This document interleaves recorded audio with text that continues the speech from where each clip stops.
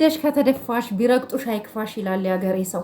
ቀን ነግሬያችሁ ነበር። ቀን የሰራሁት ቪዲዮ አይታችኋል። ኤርፖርት ላይ ችግር ተፈጥሯል ብዬ ስነግራችሁ አዳሜ አልሰማም ብለሽ ይሄው ቪዲዮ ተለቀቀልሽ። ባይዘወኛ መረጃ ይደርሰናል። ካሜራ ማናቸው አችና ኦኬ። ኤንዌይስ ቤተሰቡ ሩታና ሄርሜላ ከዚህ ህይወት አልወጣም ካሉ ማለት ነው በህይወታቸው ዋጋ ይከፍላሉ። በህይወታቸው እሱ ማን ነውና ነው እንደዚህ የምትለማመጡት የምትለምኑት? እንዳትሄድ የሄደ ጥርግ መንገዱን ጨርቅ ያርግል ብላችሁ ለምንድን ነው የማትሸኙት? ሁለታችሁ ለምን አሸኙትም? ይሂድ የፈለገበት እንዴ። ምን ነው እናንተ ካለሱ መንቀሳቀስ ካለሱ መተንፈስ አልችልም። አብርሽ ለእኛ ኦክስጅናችን ነው አላችሁ ሴቶቹ። በህይወት መቆየት አትፈልጉም እንዴ? በህይወታችሁ ደስተኛ ሆናችሁ መኖር አትፈልጉም እንዴ? ለኦዲየንሳችሁ አስቡ አንዳንድ ጊዜ። የእውነት ዛሬ ይህን ስናገር በጣም ይቅርታ ቤተሰቦቼ፣ ስፔሻሊ ኦዲየንሶች እንደሚከፋችሁ አውቃለሁ። ሊከፋችሁ ይችላል። ግን ቢሆንም ግን ቤተሰብ አንድ ነገር የምነግራችሁ ነገር ምን አለ መሰላችሁ? የሆነ ሰው አልፈልግም ካለ በግድ ትፈልገኛለህ ይባላል? አይባልም።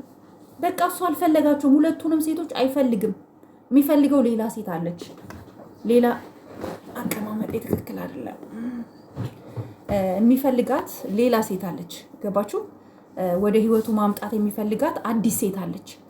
ይህንን ደግሞ ሄርሜላና ሩታ አምናችሁ መቀበል ካልፈለጋችሁ ምንም ማድረግ አይቻልም። አዝናለሁ።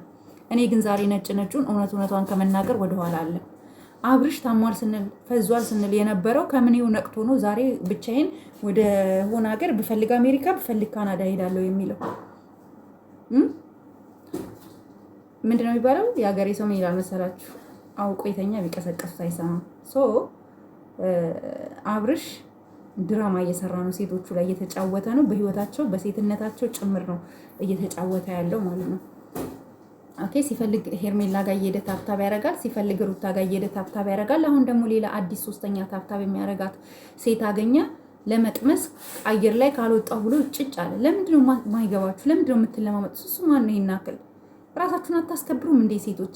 አሁን አንድ የመዳም ቅመም ብትሆን ኖሮ እንደዚህ አትለማመጠው ሄዳ ነበር የምትለው። እኛ የመዳም ቅመሞች ጀግንነታችን ወንድነታችን በግልጽ ነው የሚታየው። በግልጽ ለመሰላችሁ አንድ የአረብ ሀገር ሴት ብትሆን እንደዚህ አትለማመጠው። ምክንያቱም ብዙ ፈተናዎችን አልፋ የምትኖር ሴት ስለሆነች፣ ህይወት ቻሌንጅ የምታረግ ሴት ስለሆነች እንደዚህ ወንድን መለማመጥ ስራዋ አይደለም። ገባችሁ? እናንተ ግን ምንድነው የምትለምኑት እንዴ? ማን ነው እሱ? ማን ነው? ቆይ አብርሽ ማን ነው? ለምንድነው የሚለመነው? ምን ስለሆነ ነው? ምንድነው ያለው? ምንድነው ያቀመሳችሁ እናንተ ሴቶቹ? ራሱ ቅንዝር ያለባችሁ ምን ቀምሳችሁ ነው? አልገባኝም። ካለሱ ሞተን ሙጭጭ እንላለን እንገኛለን የምትሉበት ምክንያት ነው እኔ ግራ ይገባኝ። እኔ እውነት ለመናገር ፈልጌ ምናምን አይደለም። ቤተሰው ግን በቃ አለ አይደለ? በቃ ካልፈለገ ይህ ሰውዬ በግድ ከኛ ጋር ካልኖርክ ተብሎ ያዙ ይልቀቁኝ አይባልም።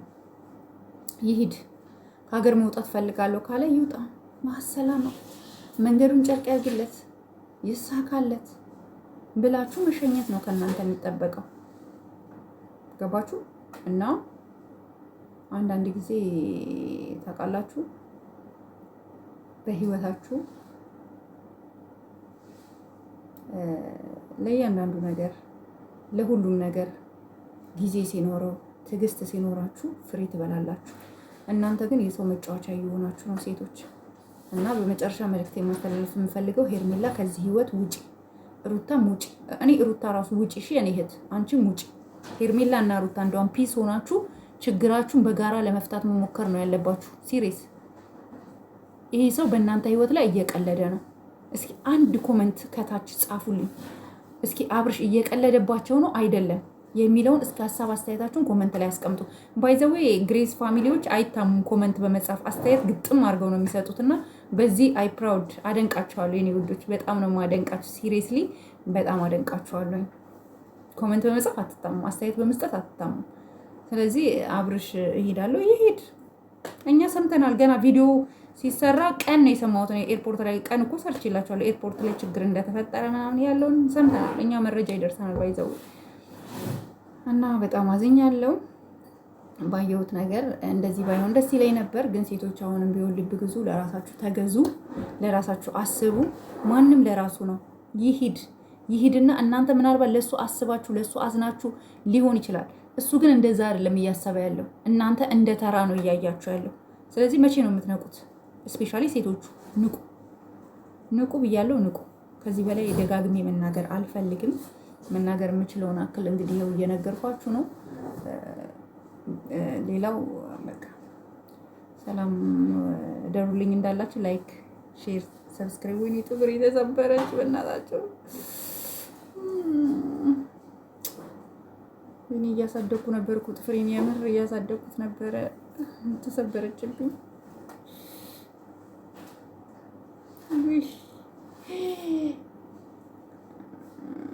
በለው ምን እንደሚያክል ጥፍሬ ግን ተሰበረች። እኔ በራሱ ጥፍር መቀጠል አልወድም፣ ጥፍሬን ነው የማሳድገውና ተሰበረችብኝ። በጣም ነው የማዝነው የእውነት። እስከ ተሞርደዋለሁ። ኤኒዌይስ ቤተሰቦቼ እኔ የምነግራችሁ ይሄንን ነው። ሁላችሁም አስተያየታችሁን ስጡ። ሩታን ቀልብ ግዢ፣ ሄርሜላም ቀልብ ግዢ። በቃ ይሄ ነው ልል የምችለው። ወደ ራሳችሁ ተመለሱ። የወንድ መጫወቻ አትሆኑ። ሲፈልግ አንቺ ጋር ሲፈልግ አንቺ ጋር። ኤኒዌይስ ቤተሰቡ ሰላም ደሩልኝ። ባይ ባይ።